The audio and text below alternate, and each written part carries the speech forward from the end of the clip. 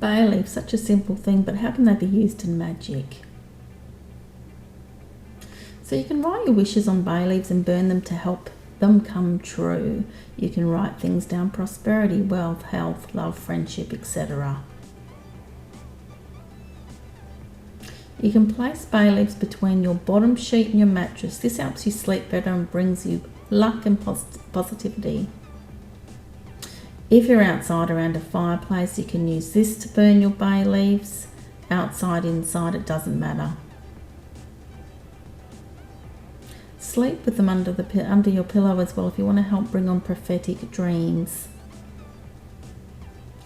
And when you write questions on a bay leaf, if it burns and crackles, the answer is yes. If it does not want to burn, the answer is no.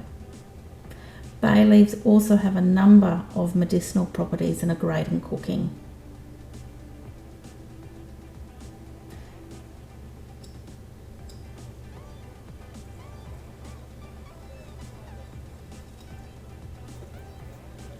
Really simple, guys. All you have to do is write financial prosperity, try and be specific, and basically when it burns like that, it means it's a positive answer. It's only gone down something.